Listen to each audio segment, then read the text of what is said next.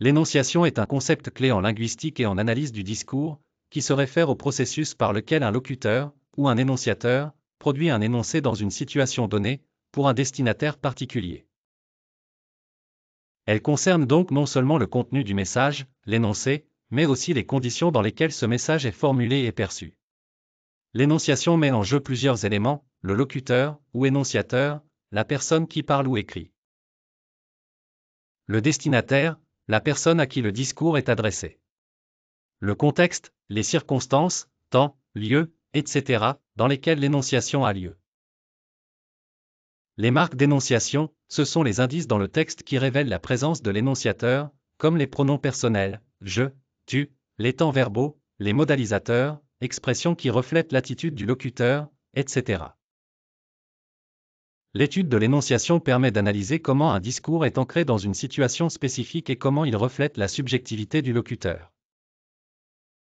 Par exemple, dire « je pars demain » inscrit le discours dans un cadre temporel, demain est subjectif, je, ce qui diffère d'un énoncé neutre comme « il part demain ». Les notions de discours ancrés et discours coupés concernent la façon dont le discours est lié, ou détaché, à la situation d'énonciation, c'est-à-dire le moment où il est produit. Discours ancré. Le discours ancré fait référence à un discours qui est directement lié au moment de l'énonciation et qui reflète une situation immédiate ou contextuelle. Ce type de discours met en avant la présence d'un énonciateur, celui qui parle, et souvent d'un destinataire. Il comporte des éléments qui montrent que le locuteur parle depuis une position spécifique, en lien avec un moment et un lieu précis. Les caractéristiques principales du discours ancré sont les pronoms de la première et de la deuxième personne, je, tu, nous. Les temps verbaux qui situent l'énoncé dans un cadre temporel lié au moment de la parole, le présent, le passé composé, le futur proche, etc. Les adverbes et expressions de temps et de lieu comme maintenant, ici, demain, hier. Exemple, je te vois aujourd'hui à 15 heures.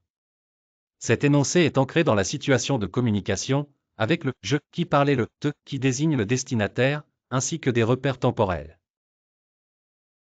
Discours coupé. Le discours coupé, ou décontextualisé, désigne un discours qui est détaché de la situation immédiate de l'énonciation. Dans ce type de discours, il n'y a plus de référence claire au moment ou au lieu de l'énonciation. Le locuteur et le destinataire sont effacés ou absents, et le contenu semble se suffire à lui-même, sans être influencé par une situation présente. Caractéristiques du discours coupé, absence de pronoms de première ou deuxième personne. Utilisation de temps verbaux moins marqués par l'actualité, comme le passé simple ou l'imparfait, dans certains cas. Un vocabulaire plus général, sans référence directe à des lieux ou à des moments précis. Exemple, le roi monta sur le trône en 1723. Cet énoncé est coupé de toute situation d'énonciation précise, il ne fait référence ni à un locuteur ni à un destinataire spécifique, et se présente comme un fait historique décontextualisé. Dans Astérisque, la boîte à merveilles Astérisque, 1954, roman autobiographique d'Ahmed Sefrioui, l'énonciation joue un rôle central pour créer un lien intime entre le lecteur et le narrateur, qui est un enfant. Le roman se distingue par une forme de récit qui combine un regard subjectif et poétique avec une description réaliste du quotidien de la Médina de Fès. Analysons l'énonciation dans ce roman à travers différents aspects. Énonciateur, le locuteur, l'énonciateur principal et le narrateur, Sidi Mohamed, qui raconte son enfance. Il s'agit d'un récit à la première personne, où le « je » occupe une place importante. Ce choix d'énonciation permet au lecteur d'entrer directement dans la conscience de l'enfant, avec son regard naïf, ses peurs et ses émerveillements. Le récit est donc très subjectif et personnel. 2. Temporalité du récit. L'une des caractéristiques marquantes du roman est que le narrateur adulte raconte des souvenirs d'enfance. Ainsi, deux niveaux de temporalité coexistent, le présent de la narration, le narrateur adulte se remémore des événements passés. Le passé raconté, le récit se concentre sur l'enfance du narrateur. Cela crée une forme d'énonciation complexe, où le narrateur adulte, avec le recul, tente de retranscrire les impressions et émotions de son moi enfant. 3. Marque de subjectivité. L'énonciation est très marquée par la subjectivité de l'enfant. On retrouve souvent des éléments typiques du discours ancré, les pronoms personnels, je, pour le narrateur, nous, pour lui et sa famille, ce qui renforce l'aspect personnel et intime du récit. Les expressions de temps et de lieu, l'enfant raconte sa vie dans un environnement particulier, la Médina de Fès, avec des repères temporels bien définis, les jours de marché, le quotidien à l'école coranique, etc. Ces éléments situent le récit dans une réalité spécifique. 4. Le regard enfantin et l'émerveillement. L'énonciation reflète aussi la vision du monde d'un enfant. Les descriptions sont souvent imprégnées d'une dimension poétique et imaginative. Par exemple, la boîte à merveilles, elle-même, où l'enfant conserve ses objets précieux, devient une métaphore de son univers intérieur riche et coloré. Cette subjectivité accentue l'impression de discours ancrés dans la perception immédiate de l'enfant, qui est à la fois lucide et fantaisiste.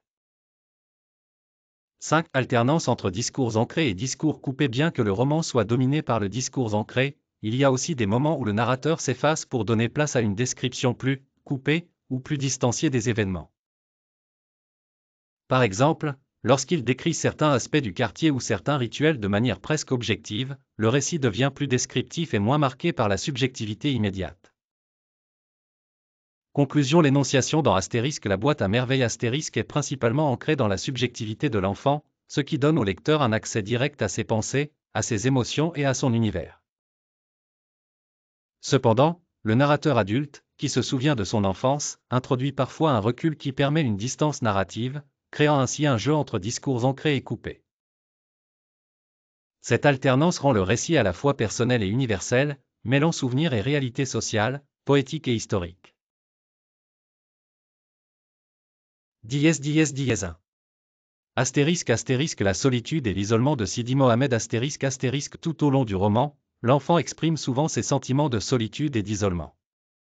Par exemple, après une journée difficile à l'école coranique, il se réfugie dans sa boîte à merveilles.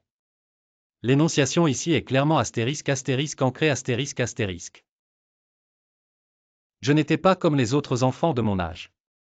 Ils s'amusaient, criaient, couraient. Moi, je me sentais souvent seul, et ma boîte à merveilles était mon seul refuge. Dans cet exemple, le « je » est un marqueur de l'énonciation personnelle et subjective. *2. Astérisque. Les récits de la mère Astérisque. Les histoires que la mère de Sidi Mohamed raconte à son fils la nuit sont également des moments où l'énonciation devient fortement ancrée. Ces récits, souvent empreints de superstition, plongent le narrateur dans une ambiance presque magique. L'énonciation ici retranscrit le point de vue de l'enfant, fasciné par les contes de sa mère. Ma mère me parlait des djinns qui hantaient les ruelles la nuit. Ce passage montre comment l'énonciation ancrée permet au lecteur de partager l'émerveillement et la crainte de l'enfant. 3. Le bain mort. Dans ce passage, le narrateur décrit le bain mort avec sa mère. Il y a un mélange de ***, discours ancrés ***, et ***, coupé ***. D'abord, l'énonciation est ancrée, car l'enfant perçoit les événements à travers ses propres yeux. Je sentais la chaleur du bain m'envelopper. Ensuite, l'énonciation passe à un mode plus coupé lorsqu'il décrit l'atmosphère générale du bain mort. Cette distance montre que le narrateur adulte prend le relais, décrivant non plus l'expérience personnelle de l'enfant, mais une réalité partagée par la communauté. 4. Le défilé des Gnawa dans les rues de la Médina est un autre moment où l'énonciation oscille entre le regard de l'enfant et celui de l'adulte. L'enfant est émerveillé par la musique et les mouvements des confréries, et l'énonciation est clairement ancrée dans ses émotions immédiates. Cependant, à certains moments, le narrateur adulte introduit des éléments d'explication, et l'énonciation devient alors coupée. Il peut décrire les traditions et les croyances associées à ces défilés de manière plus détachée. 5. Les superstitions de la mère à travers les yeux de l'enfant prennent un aspect presque magique. Ma mère accrochait toujours une amulette à la porte pour éloigner le mauvais œil. Ici, l'énonciation est ancrée dans les pensées de l'enfant. En résumé, ce roman offre beaucoup d'exemples où l'énonciation ancrée dans la subjectivité de l'enfant. À d'autres moments, le narrateur adulte prend du recul, introduisant une énonciation plus distanciée, pour expliquer ou commenter certains aspects du monde de l'enfance ou des coutumes locales.